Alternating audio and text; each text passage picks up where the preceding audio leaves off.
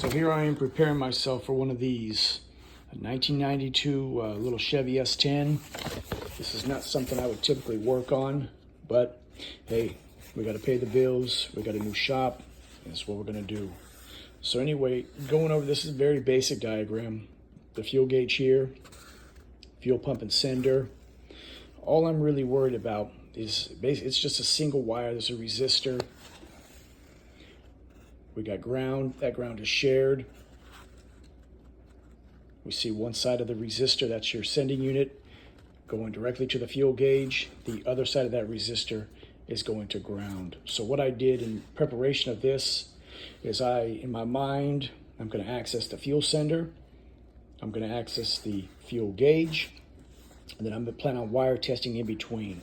So what I did to prepare myself so I can get this truck out in one day is I bought another gauge just in the event that the issue is going to be his gauge. I mean, the truck is old. He said that there was a sending unit that was replaced.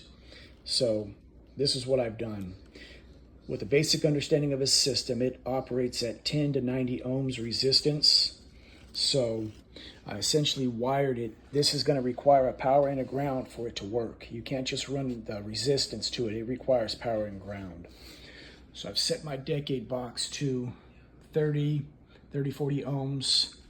And there I go. I've got half a tank. If I want to bump it up another 40, we've got a full tank of gas. If I want to take away, let's put it at just 10. We should be around a empty tank, well, quarter tank. So I can read these off with a voltmeter, but anyway, you get an idea of what we're working with. So again, it's 4 wires. I've got power and ground. I've got my ground ran together, and then here's my decade box going to one end, which would replicate ground, and the other one coming out of here is going to be my signal, which is the black wire. And there we go again. So let me just show it to you again. Add a little bit. So basically I've replicated the system. And now I'll go to the truck and I'll link these videos together just to show you on the truck what we're looking for and how this may be able to help you get your fuel gauge working. So here's where I'm at. Bed up. I got 26 ohms of resistance. This has probably got about a third of a tank in here. So your 2 grounds, one for your pump, one for your fuel sender, the feedback, not the signal, but your ground side of that resistor. They're both shared at this ground, so one could easily assume that if the fuel pump wasn't working, yeah, we could have an issue there. But the truck runs, the gauge is just incorrect. So again, they're shared. My ground is good. I have a good value there. So what I did, let me just disconnect this part of it. All I want is the signal here. So I'm into the purple wire, that's my signal. And I ran that up and I've taken power and ground from the truck. And I just want to see. And so this is my aftermarket gauge and it reflects about a quarter of a tank. So we're good in that regard. That ground is good. The signal wire, at least from that point, is good. I can chase it all the way up to the truck. There's going to be a separation point, and that's what I'll do. But likely what I'm going to do is I'm just going to find a spot on the truck, on the frame, split the wire, and then I'll run another line up to finish wiring this. So this just got real frustrating because I was about ready to put everything back together and install the gauge. But look at that resistance value now, and that's straight into the tank. But what I've done here is my gauge is now at a quarter tank of gas. And that's just me with the decade box installed. I'm gonna add some resistance and the gauge is gonna go up. That gauge appears to work like it should, but I literally had 26 ohms there, and then I walk away from it and I come back, I got 90 ohms. And so this is kind of stupid. So he said that this had been replaced recently. It doesn't appear to have been replaced, so that's what I'm gonna replace. I'm gonna go back and double check everything, but I literally had hardwired all of my gauge instrumentation in, and I was ready to mount that. And we get that. So kind of redirected. So as you see, if it's 93 ohms, it actually should be almost a full tank of gas, which is what it was reading when it came in, but he said it wouldn't go down from there. So there you go. It's empty.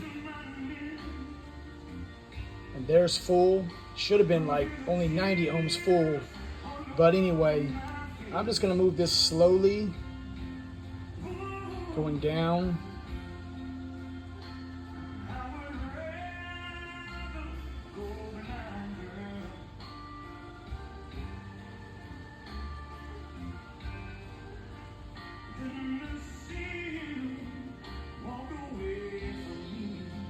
Now look at that.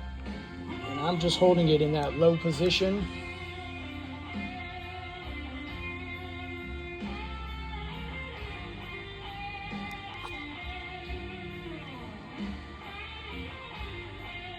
Coming up a little bit. So this thing is just in the low end. Just go real slow.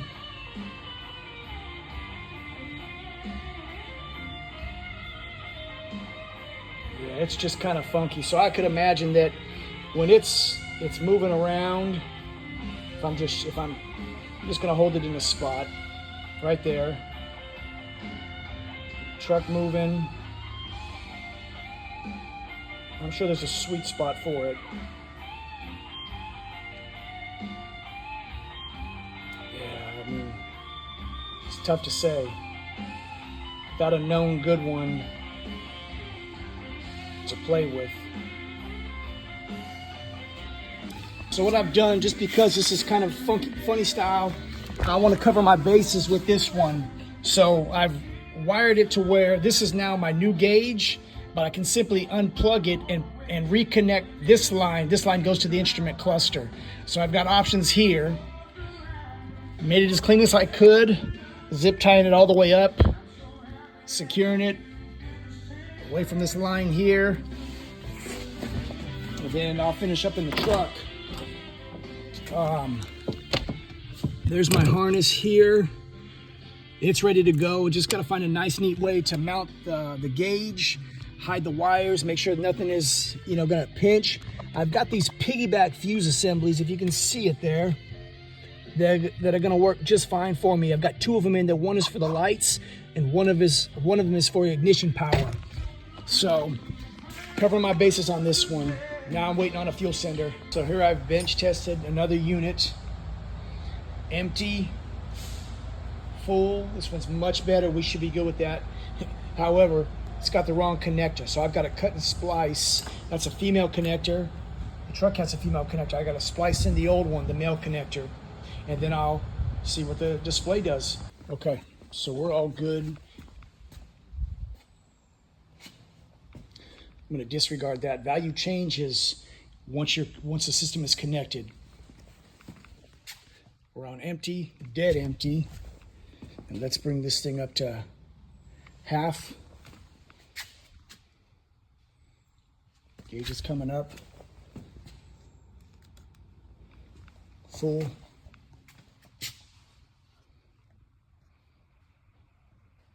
Full tank. So I'm happy with that. We're all good here. I'm going to install that and keep it moving. So this is what I had to do because I could not get the right part. That was the right resistance. Not going to work too short. This is a 20-gallon tank. So had to modify the harness. I reinstalled that pump and modified this level sending unit to fit.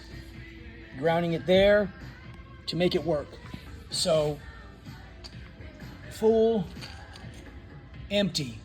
And so slid it down, tensioned the pump into the carrier, locked it down. Had to switch this connector back, offset my power and grounds, and then moved it away. So we're good in this regard, but I'm gonna install this and let's hope for the best. This is as clean as I could get it. So this was the new pump. And there's the old fuel pump. But I had to reuse your carrier and basically make 2 into 1. I could not get the correct part for your truck. So we did what we had to do. It's legit clean. We're working, the fuel gauge is working. I'm gonna fill it up. But we basically swapped over the sending unit, modified everything inside of it, ground, etc., to make it what it is. This was a tough one, but it's working. Get some gas, get this reset, fill her up.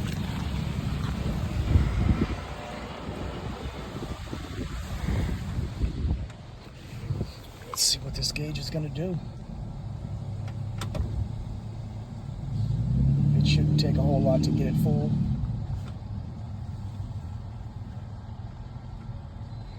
But I like watching it incrementally climb as we fill it up. It's a good sign.